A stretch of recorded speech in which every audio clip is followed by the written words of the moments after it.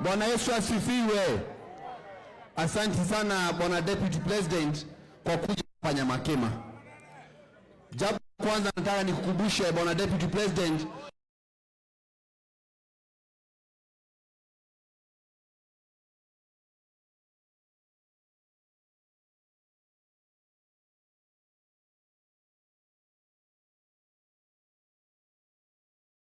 zao. Bwana Deputy President, hawa watu wa Nyamakema ndio wanatambaza mambo zetu za maendeleo kila mahali katika hii Kenya.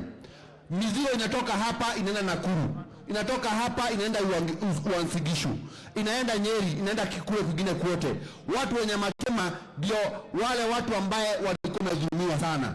Tunakuomba Bwana Deputy President, vile ulikuja hapa ukatuomba kura, sisi tulikuaminia, na kama watu wa CBD tulisema ya kwamba tunakupigia kura wewe na president ambaye muende pale juu muweze kutuangalia maslahi yetu. Tunakuomba siku ya leo Bwana Deputy President, mai tulikuweka, hakuna mtu anaweza kukutoa. Ukae hapo ukalie vizuri na matako yote mawili, mtu hata mmoja asikutingize. Wewe kalia hiyo kiti, ukalie kidete, hakuna mtu anabaki kukutingiza. Hawa wananchi unaona hawa ndio wako na jukumu. Usipofanya kazi, sisi ndio wanatoa kwa kazi. Lakini wewe, tunajua wewe ni msema kweli. Tumekuona kwa maruninga, tumekusikiza, tumekuona ukitembea mashinani, unajua ground vile iko.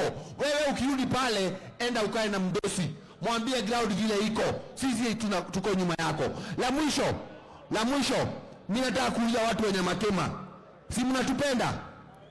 Si mnajua huyu jamaa? Si mlisikia akisema Jabaneno?